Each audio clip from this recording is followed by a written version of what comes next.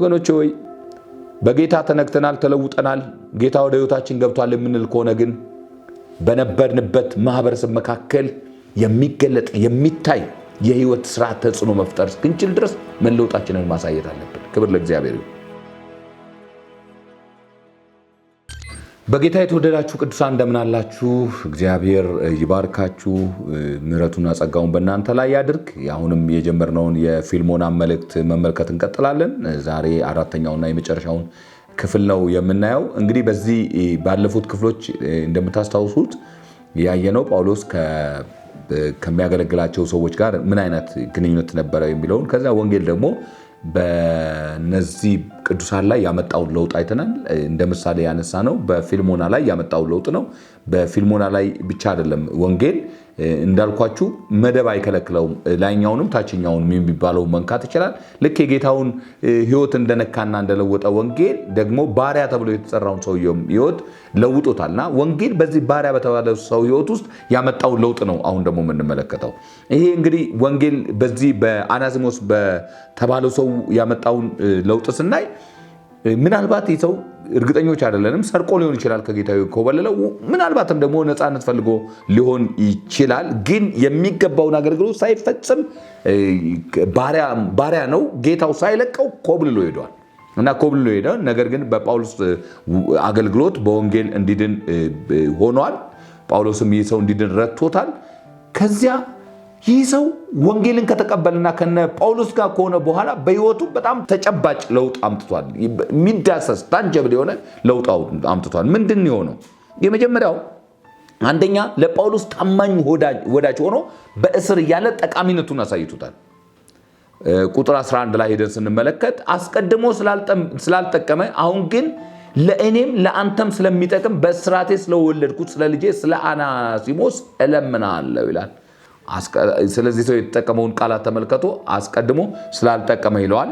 አድረስ የሚያደርገው ፊልሞናን ነው። ለአንተ አልጠቀመም ነበር፣ አስቀድሞ የማይጠቅም አይነት ሰው ነበረ። አሁን ግን ለእኔ ስለሚጠቅምኝ በእስራቴም ስለወለድኩት ብሎ ስለ ልጄ ነው የሚለው። መንፈሳዊ ልጅ አናሲሞስ እለምናለሁ ይለዋል። ይህ ሰው እንዳልኳችሁ አስቀድሞ የማይጠቅም ባሪያ ነው።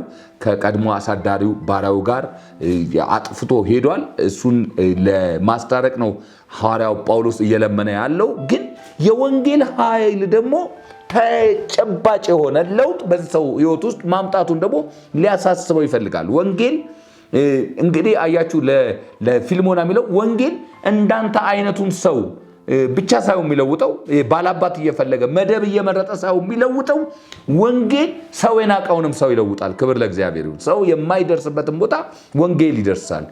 ወንጌል የማይደርስበት የማይለውጠው ወንጌል ሁሉን ይነካል፣ ሁሉን ይለውጣል ነው።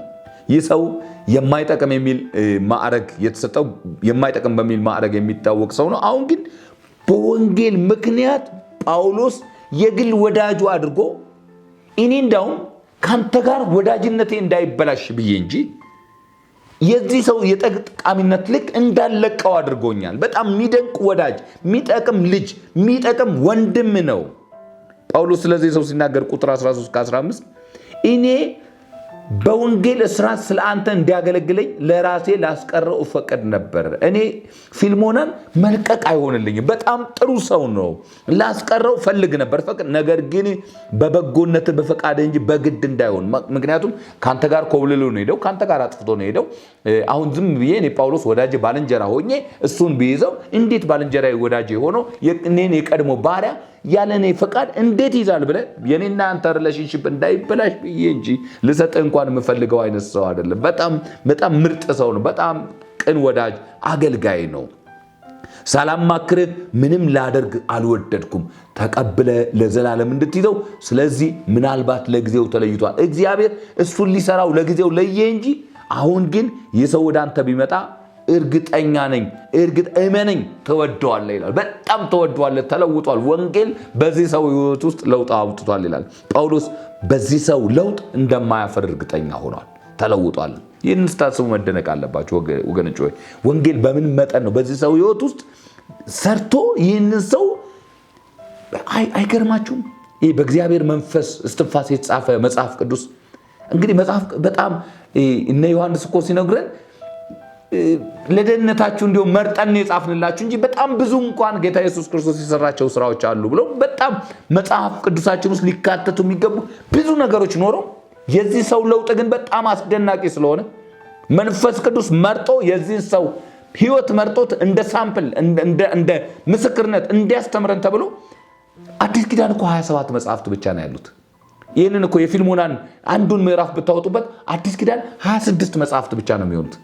በዚህ በጣም ጥቂት በሆኑ መጽሐፍቶች ውስጥ የዚህ የአንድ ሰው ግለሰብ ታሪክ ገብቷል። ቢኮዝ እግዚአብሔር በህይወቱ ያመጣው ለውጥ አስደናቂ ነው። ወንጌል ይህን ያለውጣል ብሎ ማሳያ ማስተማሪያ እንዲሆነን ማለት ነው።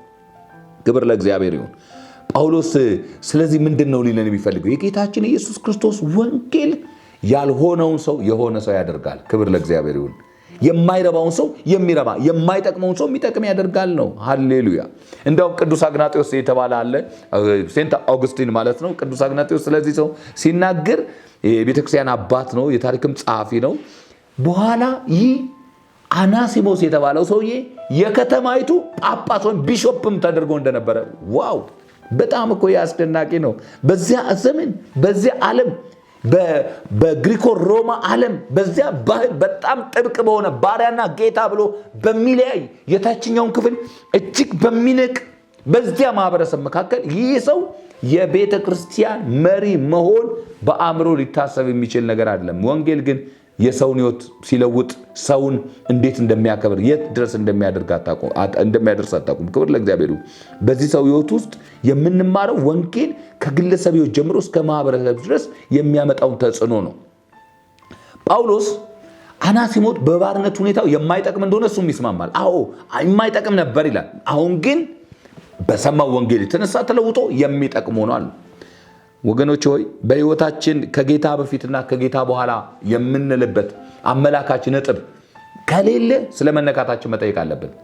በህይወታችን ከጌታ በፊት ነኛው ከጌታ በኋላ ነው የምንለው። ድሮና አሁን ያለን ልዩነት ቤተክርስቲያን መሄድና አለመሄድ ከሆነ ምን አይነት ወንጌል እንደሰማን መጠየቅ አለብን።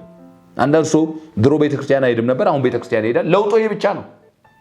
ነገር ህይወቱ አልተለወጠም። ከዚህ በፊት በድሮ ታሪክ ውስጥ የነበረው ታሪኩ አሁንም አለ። ወገኖች ሆይ በጌታ ተነክተናል፣ ተለውጠናል፣ ጌታ ወደ ህይወታችን ገብቷል የምንል ከሆነ ግን በነበርንበት ማህበረሰብ መካከል የሚገለጥ የሚታይ የህይወት ስርዓት ተጽዕኖ መፍጠር እስክንችል ድረስ መለውጣችንን ማሳየት አለብን። ክብር ለእግዚአብሔር ይሁን። አሁን ዓለም የምትፈልገው መንፈሳዊ ድራማ የሚሰሩ መጽሐፍ ቅዱስ ይዘው የሚዞሩ መዝሙር የሚዘምሩ ሰዎች ሳይሆን እውነተኛ ሰዎችን ትፈልጋለች። ሪል ፒፕል በጣም ያስፈልጋሉ። አሁን እውነተኞች የሆኑ ሰዎች በጣም ያስፈልጋሉ። የተለወጡ ሰዎች በጣም ያስፈልጋሉ። ያለዚያ ለውጥ ክርስትና ትርጉም አይኖረው። የተሰበከልንና የተቀበልነው ወንጌል በእኛ ዘንድ ያስከተለው ለውጥ በግልጥ መታየት አለበት። አሁን የዘመናችን ክርስትና ችግር ለውጥ የሌለው የላየለው ሱፐርፊሻል የሆነ ነው። አንዳንድ ሰዎች እኛ ጋር ደርሷል። ግን ስለ ናይጄሪያ ሲነግሩን ናይጄሪያ በ6 ሰዓት ላይ ለምሳ ሲወጡ የክርስቲያን ሾፖችን ማግኘት በጣም ከባድ ነው። ምክንያቱም ሁሉም ወደ ቤተክርስቲያን ለጸሎት ይሄዳሉ። ሰራተኛ የተባለ ሁሉ ወደ የመሰብሰቢያ አዳራሾች እየሄዱ ይጸልያሉ። ግን 7 ሰዓት ላይ ሲገናኙ 6 ሰዓት ላይ ያቆሙትን ሌብነት ይቀጥሉታል። ሱፐርፊሻል ነው ለውጡ፣ ሱፐርፊሻል ነው። ክርስትና እንደዚህ ሊሆን አያስፈልግም። ወንጌል በህይወታችን የሚጨበጥ ለውጥ ማምጣት አለበት። እነዚህ ሁለት ጥግና ጥግ ያሉ ሰዎች አንድ ያደረገው ወንጌል በእኛ ህይወት የተሰበከው ነው። ጳውሎስ እነዚህን ሰዎች ከዚህ አዲስ ህይወት ጀምሮ እንደ በፊቱ ክርስቲያን ባሪያና ጌታ ሆነው ያ ባሪያና ጌታ የሚለው ታይትላቸው እንደተጠበቀ ሆኖ ያ ቦርደር ኖሮ ያ ጥግና ጥግ ቆመው እንዲኖሩ አይደለም የሚፈልገው። አሁን ወንጌል በህይወታቸው ለውጥ ካመጣ መቀራረብ መቻል አለባቸው። የድሮ ህይወታቸው መጥፋት አለበት። እንደ ወንድማማች አብረው መኖር አለባቸው። ለዚህ ነው ጳውሎስ ያሳሰበው ቁጥር 16 ላይ ከእንግዲህ ወዲህ እንደ ባሪያ አይሆንም፣ ነገር ግን ለእኔ በተለይ የተወደደ ወንድም ከሆነ ለአንተማ ይልቅ በስጋው በጌታው ዘንድ ከባሪያ የሚሻል የተወደደ ወንድም እንዴት አይሆንም ይላል። እንደውም የበለጠ ወንድምክ ይሆን ነው የሚለው። ስለዚህ ወገኖች ዕዳ ሊኖርበት ይችላል። ዕዳ እንኳን ቢኖርበት ይላል ጳውሎስ ይህንን ጉዳዩን ቤተሰባዊ አድርጎት አቀራርቦት እኔ ነኝ የምከፍለው ይላል። በወንድምነት መንፈስ ማለት ነው። ጳውሎስ ወንጌል ማለት ሰዎችን የሚያድን የሚለውጥ የእግዚአብሔር ኃይል ያለው መልእክት እንጂ በአመለካከት የሚቀራረቡ ሰዎች ማህበር መመስረቻ ሐሳብ አይደለም። አንዳንድ ጊዜ የሚመስለው በሐሳብ በአይዲያ በገንዘብ በምናምን የሚቀራረቡ ሰዎች የሚመሰረቱት ማህበር አለ።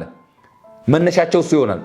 ወንጌል እንደሱ አይደለም። ወንጌል ተቀራርበን የምንመሰረተው አንድ ማህበር ሳይሆን የህይወት ለውጥ የሚያመጣ ነው። ስለዚህ በወንጌል ምክንያት በሰዎች ዘንድ እንደ ግለሰብም ሆነ እንደ ማህበረሰብ ያለን ምስክርነት ምንድን ነው ብለን መጠየቅ አለብን። ወንጌል በህይወታችን ያመጣው ለውጥ ምንድን ነው? ከፊልሞና መልእክት የምንማረው እሱ ነው። በመጨረሻም ጳውሎስ እንግዲህ የተለመደ ሐዋርያው ባርኮቱና ሰላምታውን በማቅረብ መልእክቱን ያጠቃልላል። እኔም በእርሱ ባርኮት መልእክቴን መደምደም ያስፈልገኛል። እንደዛ ነው የምጠቀልለው። የጌታችን የኢየሱስ ክርስቶስ ጸጋ ከመንፈሳችሁ ጋር ይሁን። አሜን። ጌታ በነገር ሁሉ ይርዳን።